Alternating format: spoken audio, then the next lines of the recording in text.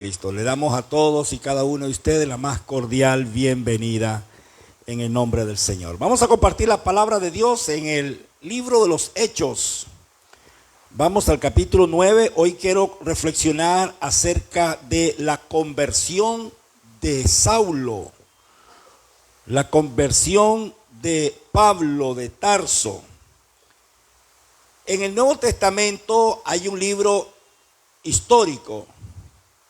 La Biblia tiene varios libros históricos, pero en el Nuevo Testamento el libro histórico es el libro de los Hechos. El libro de los Hechos de los Apóstoles. Es un libro histórico y la historia que comienza a narrar en el libro de los Hechos es acerca del crecimiento de la iglesia. Cómo comenzó a crecer la iglesia una vez que Jesús ascendió a los cielos. Así que hoy vamos a compartir la palabra del Señor en el capítulo 9 del libro de los Hechos, porque ahí nos narra una de las conversiones más significativas de alguna manera. Toda conversión, en cierta forma, la Biblia dice que hay ángeles, que los ángeles en el cielo se gozan cuando una persona le entrega su vida a Cristo. Ya hubo fiesta en los cielos cuando yo me convertí a Cristo. Hubo fiesta en los cielos cuando usted se convirtió a Cristo. ¿Qué significado tan grande tiene esto? Que hasta el cielo se alegra que una persona le entregue su vida a Cristo. Pero hay conversiones de alguna manera que han sido más significativas y me refiero a la labor que realizaron después de su conversión. Y una de ellas es la vida de Saulo de Tarso. Estoy en el capítulo 9 del libro de los Hechos. Algunos hermanos, si no tienen Biblia, aquí hay algunas Biblias todavía para que les facilitemos y todos tengamos nuestra Biblia a mano. Entonces, la Biblia nos habla de este personaje muy mencionado en el Nuevo Testamento, y algunos historiadores se han atrevido a decir que después de Jesús, la persona más importante ha sido el apóstol Pablo, debido al ministerio que él realizó. Es más, las cartas, la mayoría de los libros del Nuevo Testamento los escribió el apóstol Pablo, siempre inspirado por Dios, pero fue él la persona que Dios usó para esto. Pero antes de ser el apóstol Pablo, ¿quién era él? Todos de alguna manera tenemos nuestros testimonios, algunos más impactantes que otros. Yo no tengo mucho que decir, porque le entregué mi vida a Cristo a la edad de 14 años. Todavía no había tocado fondo. Y de alguna manera en la década de los 80, pues la adolescencia o los adolescentes de la década de los 80, como que éramos más ingenuos, más inocentes. Ya los muchachos de ahora son lámparas, ¿verdad? No de 14, ya de 10, 9 ya. Y vienen cibernéticos. Y no entendemos nosotros y nos come la tecnología y ellos nos dicen, presta mamá, presta papá, y agarran aquellos móviles y los desmenuzan. Pero todos tenemos nuestro testimonio. Digo esto porque le digo, yo a los 14 años le entregué mi vida a Cristo. A esa edad el Señor me escogió, me llamó, me escogió desde antes de la fundación del mundo, pero me llamó a esa edad. Hay otros que caminaron más y tienen sus testimonios, pero todos de alguna manera venimos de un pasado. Y hay unos que son más impactantes y a veces uno quisiera tener un testimonio de eso, pero pensándolo bien, no, digo yo, mejor soy el Salmo 1. Bienaventurado el varón que no anduvo en consejos de malos, ni estuvo en camino de pecadores, ni en silla de escarnecedores se ha sentado. Bendito Dios por nuestros jóvenes, nuestros adolescentes, nuestros niños que vienen a la iglesia y a temprana edad. Porque hasta hoy no he escuchado a un adulto que diga, yo estoy bien a la edad que vine. la mayoría de los adultos que yo he escuchado dicen, me arrepiento que no vine a Cristo a más temprana edad. Me hubiese evitado muchos sinsabores. A veces Dios tiene que usar herramientas no convencionales para hacernos venir a sus pies, para traernos y que no nos perdamos. A veces Dios tiene que usar métodos fuertes para hacernos entender, pero todos tenemos un testimonio que compartir. Todos tenemos una experiencia, unos más relevantes que otras, pero de alguna manera todos tenemos una experiencia que compartir. Así que aquí habla de la vida de Saulo. ¿Quién era Saulo? Saulo era un religioso, un judío de una de las sectas o de los grupos religiosos de los tiempos de Jesús, de uno de los grupos más celosos, como eran los fariseos. Más adelante él dice que él era fariseo de fariseos. O sea que en su religión él sobrepasaba a cualquiera. Era un hombre muy preparado, era todo un erudito. No creo que hubiese una persona, y me atrevo a decir, no creo que hubiese una persona en Palestina más preparada o más elocuente que el mismo Saulo de Tarso. Sobrepasaba a cualquiera en preparación con respecto a lo que se conocía como el Antiguo Testamento. Era todo un doctor de la ley mosaica. Y entre eso él sentía celos porque miraba que se estaba levantando un grupo religioso al cual le llamaban los del camino y más tarde le llamaron los cristianos. Él sentía celos por esas personas, les molestaba ver ese grupo religioso y emprendió una cacería con autorización de los sacerdotes de ese tiempo para aprender a todos los que se llamaran cristianos, matarlos o encarcelarlos. Y así es que aparece este personaje en el capítulo 8, es donde se menciona por primera vez, y luego en el capítulo 9. Vamos al versículo 1 del capítulo 9. Saulo, dice el versículo. Estamos ahí, ¿verdad? Hechos 9:1. Saulo, respirando aún amenazas y muerte contra los discípulos del Señor. Note ahí, solo con eso usted tiene una imagen del odio que había en el corazón de este hombre contra el cristianismo. Pregunto, ¿habrá desaparecido ese odio con la conversión de Saulo? ¿Habrá desaparecido ese odio hacia los cristianos con la muerte con la conversión de Saulo? ¿Ya no hay más gente que odia el cristianismo? ¿Ya no hay más personas que les molestemos?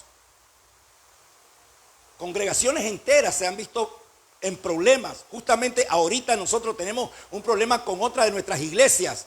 ¿Se acuerda? Hace como 2 domingos estuvimos en otra de nuestras iglesias de nuestra misión. Ahorita tiene una demanda porque no quieren escuchar los cantos. Los demandaron y el pastor tuvo que hacerse presente. Llegó una cita y no llegaron a trataron de mediar, pero no llegaron a ningún acuerdo y le están demandando que hermetice la iglesia y le bajaron el volumen del audio hasta más no poder para que se callen. Pero si las demás iglesias no le hermetizan, entonces dijeron, es que ustedes tienen una vecina que se está quejando. Al otro lado hay cantina, al otro lado hay prostíbulo, puede haber cualquier cosa, no le estorba la iglesia. Y no es la bulla, es el contenido. Porque al otro lado ahí arman borracheras, música a todo volumen y nadie dice nada, y hasta gritos y todo, y nadie dice nada. Pero los cantos de la iglesia molestan, y como que si fuera todo el día. Aprovecho para pedir sus oraciones, aprovecho para que nos unamos en oración porque estamos en esta batalla. El enemigo no nos puede callar, no puede depender la predicación de la palabra de Dios de la voluntad de una persona. Esta semana mi esposa fue con el pastor al lugar donde tenían la cita porque le dieron 3 meses para que hermetice un mes para que hermetice la iglesia y si no le cae una demanda. Y cuando no se paga esa multa, va hasta la cárcel por predicar el evangelio. Ahora, no es todo el día, los cultos son de 6 a 8 de la noche. En la mañana, en este mismo horario. ¿Por qué ofende? ¿Por qué les molesta? ¿Qué mal hace la iglesia? Si cuando llega el evangelio a la vida de una persona, cuando llega el evangelio a una ciudad, a un barrio, a un hogar, cambia la vida de las personas. El evangelio a través de la historia, usted puede revisar que no le ha hecho ningún mal a nadie. Al contrario, la vida de las personas cambian, son transformadas. Porque ahora tienen la luz de Cristo y ahora el conocimiento está siendo ahora sí orientado por las cosas correctas. Y aquel hombre ahora comienza a cambiar, aquella mujer comienza a cambiar, aquel joven comienza a ser renovado, restaurado. ¿Qué es lo que molesta? ¿Por qué odian tanto el cristianismo? Si usted mira aquí, Saulo de Tarso fue el que aprobó la muerte del primer mártir llamado Esteban. Y ahora usted lee conmigo otra vez el versículo 1, dice, respirando aún amenazas. ¿Qué hacía Pablo con los cristianos? Los amenazaba. A usted le encanta que lo amenacen. ¿Sabe lo que es una amenaza? ¿No? Vaya para el diccionario. Dice respirando amenaza, ¿y qué otra cosa? Y muerte, los amenazaba hasta de muerte. ¿A quiénes? Contra los discípulos del Señor. Vino el sumo sacerdote, dice el versículo 2, y le pidió cartas para las sinagogas de Damasco. Las sinagogas eran donde se reunían a estudiar la palabra de Dios. Él pidió cartas para entrar a las sinagogas a fin de que si hallase algunos hombres o mujeres de este camino, o sea, algún discípulo, los trajese presos a Jerusalén. Eso era lo que él quería. Los arrastraba, los amenazaba, los mataba o los encarcelaba. Ese era Saulo antes de su conversión. Increíble, me encanta así cómo Dios puede hacer de una persona así. Mire, por eso que yo predico el Dios de la Biblia. El Dios de la Biblia es un Dios de misericordia. El Dios de la Biblia es un Dios de oportunidades. Al inicio le dije que el personaje más importante después de Jesús es el apóstol Pablo. Pero antes de ser ese apóstol, mire lo que era. El poder del evangelio, cómo Dios puede cambiar. Basta que aquí comparta, que le facilite el micrófono y usted se ponga de pie y comparta su testimonio. ¿Quién era usted antes de convertirse a Cristo? No me cuente que me voy a desmayar, pero yo sé que nadie tiene nada bueno que decir. ¿Sí o no? Hasta el día de hoy algunos todavía, bueno, necesitan entregarle su vida a Cristo. Mas yendo por el camino, dice el versículo 3, aconteció que al llegar cerca de Damasco, que era la ciudad para donde él iba, repentinamente le rodeó un resplandor de luz del cielo y cayendo en tierra oyó una voz que me decía, Saulo, Saulo. Mire qué lindo. Un resplandor más fuerte que la luz del sol al mediodía. Ese resplandor fue tan impactante que lo botó, cayó a tierra y note cómo lo llama. Le dice 2 veces, Saulo, Saulo. Me voy a detener un momento en esas palabras. Este es un modismo hebreo. Recuerde que la Biblia no fue escrita ni en español, ni en Managua, ni en Nicaragua, ni este año. Fue escrito en otro idioma, en otro continente, en otra época, sin tomar en cuenta los elementos culturales de nosotros, sino los de ellos. Así que tenemos que estudiar un poco modismo hebreo para poder comprender estas expresiones.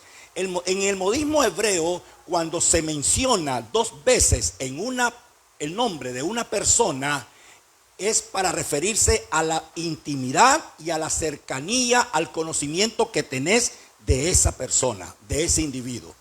Voy a explicárselo de otra manera. Si se menciona el nombre de una persona 2 veces, los hebreos lo usaban para referirse al conocimiento y a la cercanía que tenés con esa persona. Cuando Jesús le dice, Saulo, Saulo, le está indicando que él lo conoce íntimamente. Por eso que en la Biblia unas 19 o 20 ocasiones se menciona el nombre de una persona 2 veces para hablar del conocimiento que Dios tiene, la cercanía con esa persona. Cuando el Señor se le apareció a Abraham, dice la Biblia que Abraham iba a sacrificar a su hijo, Isaac. Y cuando ya iba a sacrificarlo, Dios lo llama y le dice: Abraham, Abraham, no le hagas daño al muchacho. Pero 2 veces le dice: Abraham, Abraham. ¿Por qué? Le está indicando que él lo conoce. Tan así que le dice: ya sé que temes a Dios. Mencionar el nombre de una persona 2 veces en la Biblia es un modismo hebreo que indica el conocimiento profundo que Dios tiene de ti. Hoy Dios menciona tu nombre 2 veces porque te conoce. Conoce tus alegrías, conoce tus tristezas. Conoce lo que te alegra, lo que te entristece, lo que te preocupa, lo que te aqueja. Dios lo conoce. Cuando Moisés se estaba acercando a la zarza que estaba ardiendo, mientras Moisés miraba esa zarza que ardía, dice Moisés: voy a ir y me voy a acercar porque esa zarza no se consume. Y mientras se acercaba, escuchó la voz de Dios que le dijo: Moisés, Moisés, quita el calzado de tus pies. Pero note que le dice: Moisés, Moisés. Eso está en Éxodo 3, versículos 4 y 5. ¿Qué está diciendo? Moisés, yo te conozco. Moisés, de mí no te puedes ocultar. Recuerden que andaba huyendo del faraón porque había matado a un egipcio. Y él se había ido a Madián, a otra tierra. Allá se casó y allí se quedó. No podía regresar a Egipto porque allí había matado a un egipcio y a él también lo andaban buscando. Mientras él estaba escondido allí, Dios le dice: Moisés, Moisés. ¿Qué le está diciendo Dios? Yo te conozco. Más tarde, cuando Jacob ha estado trabajando por muchos años en la casa de Labán, el suegro de él, ya Dios lo llama para que regrese otra vez a su tierra. Y Dios le dice: Jacob, Jacob, yo soy el Dios de tus padres. ¿Sabe qué le estaba diciendo? Jacob, yo te conozco. Uno sigue leyendo y va a encontrar otro episodio cuando David estaba llorando por la muerte de su hijo, Absalón. Él lloraba y decía: Absalón, Absalón, mi hijo. ¿Quién me diera que muriera yo en lugar tuyo? ¿Por qué usa ese término David? Porque él conocía a su hijo Absalón, que había sido un rebelde. Como que usted le diga a su hijo, como que yo le diga a mi hijo: Abisaí, Abisaí. Le estoy diciendo, es un modismo hebreo. ¿Me explico? Es un modismo hebreo que indica la intimidad y el conocimiento que tengo de ti. Por eso le dice Jesús a Pedro: Pedro, Pedro. Pero le dice: Simón, Simón, Satanás te ha pedido para zarandearte, pero yo he rogado por ti para que tu fe no te falte. 2 veces menciona el conocimiento, la intimidad. Por eso que Jesús dice que en aquel día muchas personas, mire hasta dónde llegará la hipocresía de muchas personas, que en aquel día, Jesús dice que en aquel día muchos dirán: Señor, Señor, en tu nombre hicimos esto y lo otro. ¿Sabe qué estaba resaltando Jesús? Hasta dónde llegaría la hipocresía de la gente en decir: yo te conocí. Señor, Señor, en tu nombre echamos fuera demonios. Y el Señor le dirá: apártense de mí, que no los conozco. ¿Por qué le dice no los conozco? Porque le está respondiendo a la hipocresía de decirle Señor, Señor. Y se dice solo 2 veces cuando se conoce a la persona. Estoy tratando de transmitir la idea. Jamás le puedo decir yo a una persona: Julana, Julana, si yo no conozco íntimamente a esa persona. Jamás un hebreo se le ocurriría mencionar 2 veces el nombre de una persona a la que no conocía muy bien. Solo se hacía cuando había un conocimiento profundo de esa persona. Por eso cuando Jesús dice, en aquel día muchos me dirán, Señor, Señor, está diciendo, esta gente elevará su hipocresía hasta la máxima potencia. Señor, Señor, en tu nombre echamos fuera demonios. Y yo le diré, nunca os conocí. ¿Por qué le dice nunca los conocí? Porque ellos le acaban de decir, Señor, Señor, le acaban de decir, te conocemos. Y el Señor les va a decir, yo a ustedes nunca los conocí. Cuando el Señor aquí le dice, volvamos al texto entonces, puedo seguir en ejemplos, pero creo que son suficientes para darme a entender la idea, ¿verdad? Por eso que aquí Jesús, note cómo le dice en el versículo 4, le dice, Saulo, Saulo. Hoy Dios también menciona tu nombre en esta mañana 2 veces, hermano. ¿Sabe por qué? Porque te conoce. Porque te conoce. Aquí no hay nadie al que Dios no conozca. Lo que le aqueja, lo que le entristece, lo que le duele, lo que le alegra. Dios te conoce. Y a veces nosotros sonreímos y aparentamos, pero andamos molestos quizás, o andamos lastimados, andamos heridos. Y por eso el buen refrán nicaragüense que dice, caras vemos, corazones no sabemos. Porque yo solo logro ver lo que está al frente de mí, tu rostro. Pero tu corazón herido, lastimado o alegre, yo no lo conozco. Pero nuestro Dios sí nos conoce. Y no solamente tiene un conocimiento con respecto a saber lo que te sucede, sino que también tiene un conocimiento que está presto para consolarte, ayudarte y sanar esa herida que hay en tu corazón. Ese es el Dios de la Biblia, ese es el Dios que adoramos. Mira otra vez el versículo 4. Una vez que le dice, Saulo, Saulo, note la pregunta que le hace, ¿por qué me persigues? ¡Hala! No, ¿ya notó? ¿Por qué me persigues? Jamás Jesús le dice, ¿por qué perseguís a los cristianos? Saulo, Saulo, ¿por qué atacás a los discípulos? Jesús le dice, ¿por qué me estás persiguiendo? Porque tocar a la iglesia es tocar el cuerpo de Cristo. Porque tocar a la iglesia es tocar a Cristo. Porque la iglesia es su cuerpo. Es como que usted me dé un golpe en el estómago y yo le digo, ¿y por qué me pega? Y usted me dice, a usted no le estoy pegando, le estoy pegando a su estómago. No, me está pegando a mí porque es parte de mi cuerpo. ¿Me explico? Cuando tocas a la iglesia, tocas a Cristo. Porque la iglesia es el cuerpo de Cristo. Él es la cabeza y nosotros la iglesia. El cuerpo místico, el cuerpo espiritual de Cristo somos nosotros. Hacerle algo a la iglesia es hacerle algo a Cristo. Por eso que en aquel día dirán, en cuanto se lo hiciste a uno de mis pequeñitos, a mí me lo hiciste. Por eso que el que se mete con la iglesia se mete con Dios. Y eso es lo que estaba haciendo Pablo. Al perseguir a la iglesia, encarcelarlos y matar a algunos de ellos, él lo estaba haciendo con Jesús. Por eso Jesús le dice, Pablo, ¿por qué me persigues? O sea que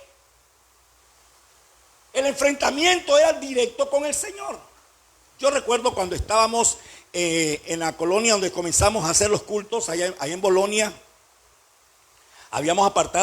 teníamos un apartamento donde hacíamos los cultos, ¿se acuerda? Algunos hermanos que son fundadores. Aquí vino una fundadora.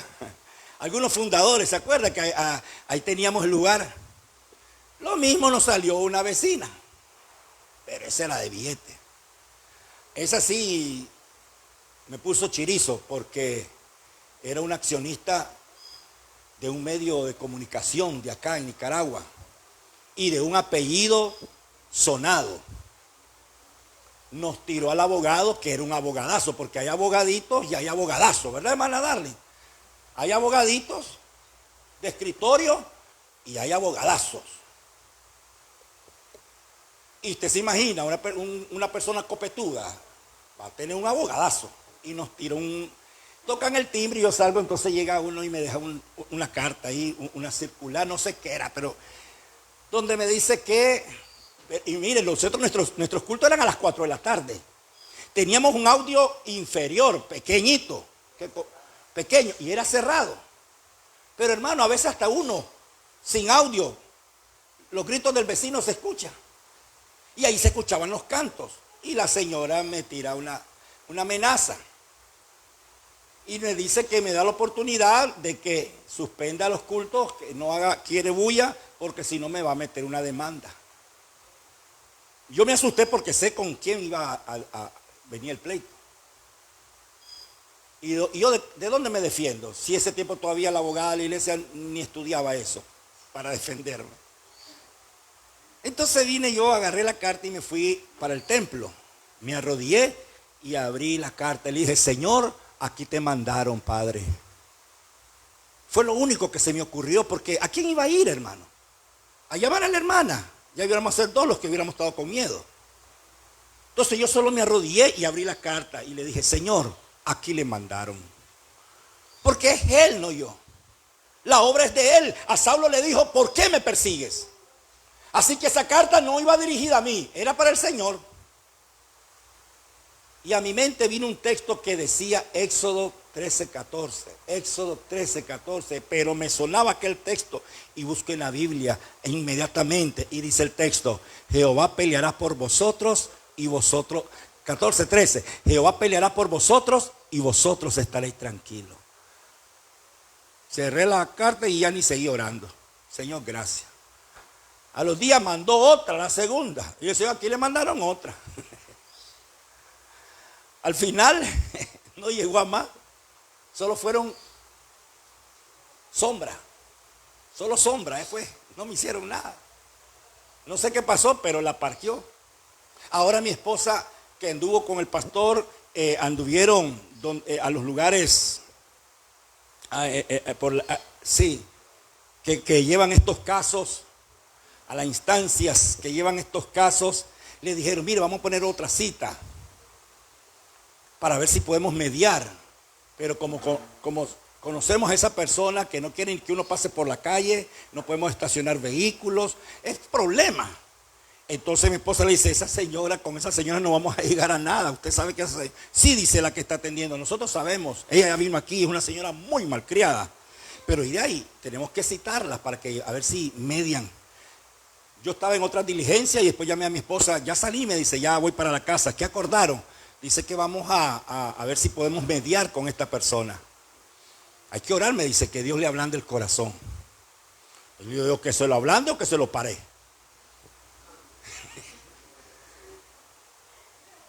Así, en buen cristiano.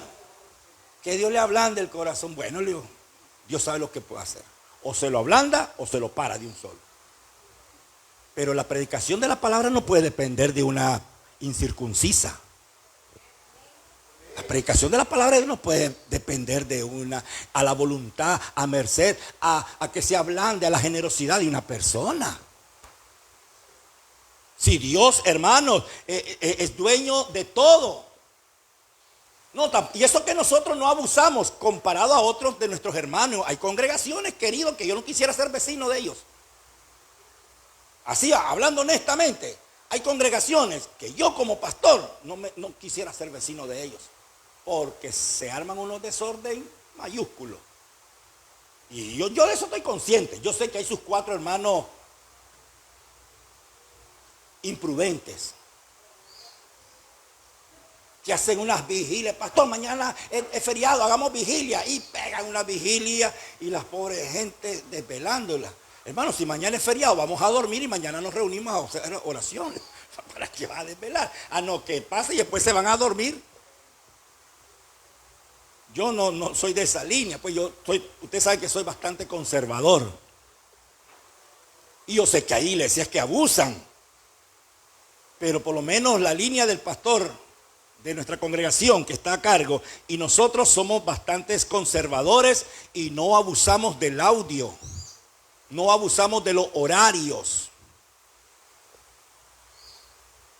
Pero a veces no es el audio, es el contenido.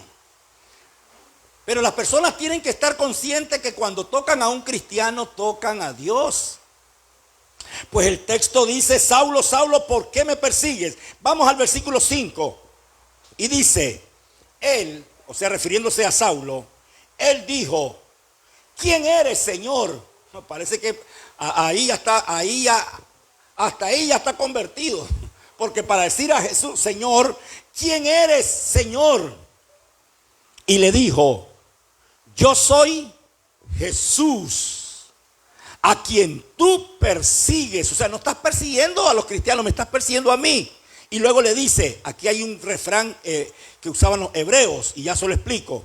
Dura cosa te es dar coces contra el aguijón. Dura cosa te es dar, le dice Jesús, coces contra el aguijón. A ver, ellos usaban los bueyes. Ustedes saben que ponen dos bueyes y encima el palo transversal se le llama yugo. Sí, ¿verdad? Ahora no saben. Todos son sembradores, son del campo y ahora no conocen los bueyes. Va, pues el buey es un animal. Ahora se me hacen los que no conocen. Tienen unos días de vivir en Managua y ya no conocen. Bueno, pues, mire, los bueyes, cuando van a jalar la carreta o van a arar, le ponen un palo transversal. A ese palo se le llama yugo. Ellos jalan la carreta porque son animales de fuerza. Y habían bueyes malhumorados que tiraban patadas a la carreta. Entonces ellos acostumbraban poner ahí adelante unos aguijones, unas puyas bien puntudas y lo suficientemente fuertes. Las ponían detrás de ellos, o sea, delante de la carreta, para que cuando el buey estuviera de mal humor y pateara la carreta, se enterrara una de esos aguijones. Entonces habían bueyes que cuando van hacia adelante y estaban molestos y pateaban la carreta, sentían el puyazo y entendían que mejor tenían que caminar. Pero habían otros que golpeaban y cuando sentían el puyazo se enojaban y volvían a patear. Sentían el puyazo y volvían a patear hasta que se sangraban y se estaban haciendo daño. Ese es el dicho que estaba usando el Señor. Dura cosa te es dar coces contra el aguijón. Le está diciendo, Saulo, sos un buey terco, te estás haciendo daño a ti. Cada vez que tú sigues a la iglesia, el daño te lo haces tú. Es como el buey cuando patea el aguijón. Al aguijón no le pasa nada, a ti te está haciendo daño. Le está diciendo, Saulo, Saulo, sos terco. Sos como un buey terco que te estás lastimando a ti mismo. Queridos, ¿cuántas de nuestras acciones son similares? ¿Cuántas cosas de las que hacemos, lo que estamos haciendo es haciéndonos daño a nosotros mismos? Se lo aplicamos al inconverso. Por supuesto, esto aplica para el inconverso porque aquí el Señor lo está usando con un inconverso. Porque esto es Saulo, aunque sea un religioso. Era un religioso perdido. Y lo podemos usar contra el inconverso y decirle, mire querido, eso que usted hace se está haciendo daño a usted mismo. Cada vez que gasta su dinero en lo que no es pan, se está haciendo daño a usted. Cada vez que malgasta su dinero, usted es el que se hace daño, usted es el que se afecta. Pero también lo podemos aplicar a la iglesia. ¿Cuántas veces nosotros, aún después de nuestra conversión, seguimos actuando como esos bueyes que patean el aguijón? Haciendo cosas que usted sabe que le está perjudicando, que te está trayendo decadencia espiritual, que te está trayendo decaimiento espiritual, que está afectando tu relación con Dios. Eso que está haciendo te está afectando tu relación con Dios. Entonces una persona se molesta con el pastor y dice, ya no voy a la iglesia. Estás dándole patada al aguijón, te estás haciendo daño. ¿Usted cree que con no venir a la iglesia está castigando al pastor? ¿Usted cree que cuando limita su ofrenda para darle al Señor, usted cree que castiga a la iglesia? Se hace daño porque respiración vendrá de cualquier parte. Dios siempre bendecirá su obra y sostendrá su obra. El daño se lo hace usted. ¿Cuántas de las cosas que hasta hoy nosotros hemos hecho más bien te han perjudicado? ¿Cuántas cosas de las que usted está haciendo hasta hoy solo te perjudican?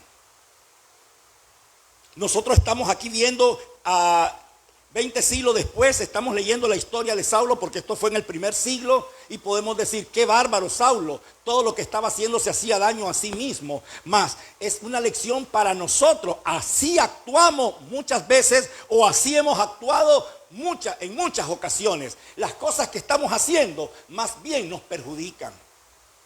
Por eso que tenemos que examinar, revisar nuestras obras. Cada vez que usted va a hacer algo, mire si eso va a edificar su vida. Si no va a edificar su vida, no lo haga. Porque a Dios no lo castiga, porque Él sigue siendo Dios. Como aquel que dice, no, yo no creo en Dios. Hermano, Dios sigue siendo Dios. Dios no necesita de usted ni de mí. Uno de los atributos de Dios es que Él tiene existencia propia, que no necesita de ninguno de nosotros para existir. Dios tiene existencia propia, en cambio nosotros no. Todos dependemos de Dios. Hasta que se mueva la hoja de un árbol, dependemos de Dios para que se mueva la hoja de un árbol. La Biblia dice, ni un pajarito cae a tierra si no es la voluntad de Dios. Aquí nada sucede si Dios no lo permite. Así que Dios sigue siendo Dios, pero nosotros no podemos nada sin Él. Y cada vez que el Señor te llama, y aquí es donde yo he tratado de corregir cuando predicamos el Evangelio, no presentes el Evangelio como que Dios te está necesitando. Presentan muchas veces a un Cristo llorando, necesitado, que lo dejes entrar a la puerta de tu corazón. No, Señor, Él no necesita de usted ni de mí. Él sigue siendo Dios. Nosotros somos los necesitados. No presentemos a Dios como un Cristo que necesita y nos está llamando con lágrimas para que lo aceptemos en el corazón, pobrecito, como que fuera huérfano. Es Dios que te tiene misericordia y te está llamando. Por eso que cuando le entregamos nuestra vida a Cristo, yo no le digo acepte a Cristo, dele gracias porque Él te aceptó. Habiendo tantas personas en este mundo, te está llamando a ti para que te acerques a Él. Pero muchas veces tus acciones solo daño te están causando. Pero qué bueno que venimos hoy para que escuchemos que ya es hora de dejar de patear el aguijón. Dice aquí el versículo 6, él temblando y temeroso dijo, Señor, ¿qué quieres que yo haga? El Señor le dijo, levántate y entra en la ciudad y se te dirá lo que debes hacer. Y los hombres que iban con Saulo se pararon atónitos, oyendo a la verdad la voz, mas sin ver a nadie. Entonces Saulo se levantó de tierra y abriendo los ojos no veía a nadie. Así que llevándole por la mano le metieron en Damasco, donde estuvo 3 días sin ver. No comió ni bebió. Ayuno de 3 días y ayuno seco. Abrió los ojos y no miraba nada. Quedó ciego por 3 días. Y esos 3 días no comió ni bebió. Eso se llama ayuno. Qué bonito. Recién convertido y le aplican 3 días de ayuno. Luego Dios manda a un discípulo llamado Ananías para que ore por Saulo. Y este hombre recobra la vista y ahora comienza a ser un instrumento en las manos del Señor. Termino con lo que dice el capítulo 26. Ayúdame a leer el capítulo 26 ahí mismo en el libro de los Hechos. Más tarde, en este libro, Pablo da testimonio de su conversión en 2 ocasiones más. Él ahora es un predicador y da testimonio de lo que él era antes. Y dice en la conversión o en el testimonio que él comparte ante el rey, porque lo llevaron ante los reyes, lo acusaban por predicar, lo encadenaron por predicar, y Pablo en vez de defenderse, les predicaba más bien. Y dice en el versículo 19, Hechos 26, versículos 19 y 20, por lo cual, aquí está testificando Pablo, oh rey Agripa, no fui rebelde a la visión celestial, sino que anuncié primeramente a los que están en Damasco y Jerusalén y por toda la tierra de Judea y a gentiles que se arrepintiesen y se convirtiesen a Dios haciendo obras dignas de arrepentimiento. Pero Pablo dice, rey, Este fue mi testimonio. Si usted lee el versículo 12 en adelante de ese mismo capítulo, Pablo comparte una vez más su testimonio. Y al final de su testimonio le dice al rey, rey, yo no fui rebelde a la visión que tuvo en esa ocasión. Pregunto, ¿y nosotros hasta aquí hemos sido rebeldes? Escuchamos, ¿sabe cuándo es rebeldía? Hay dos tipos de pecado.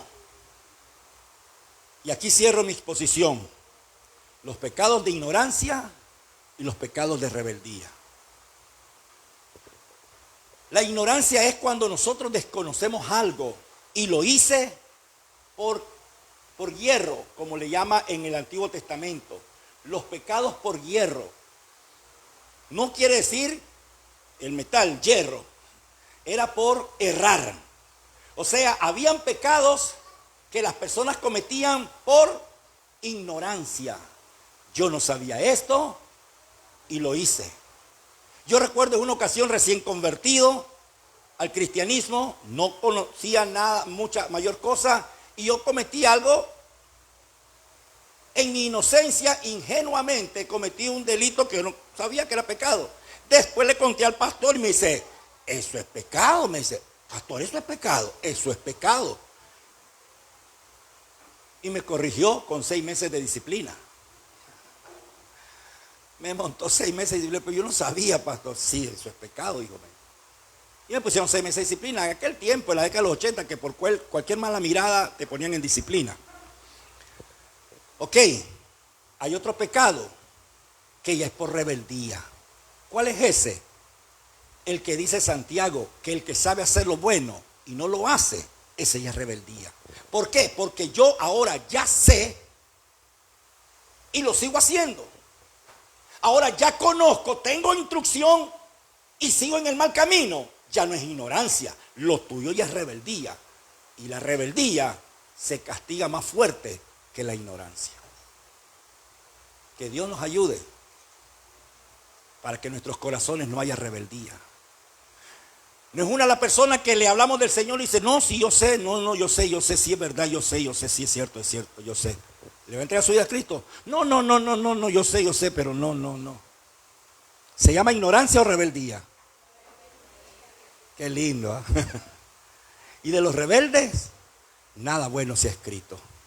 Acompáñame a estar de pie. Rebeldes, hermanos. Señor Jesús, te damos gracias.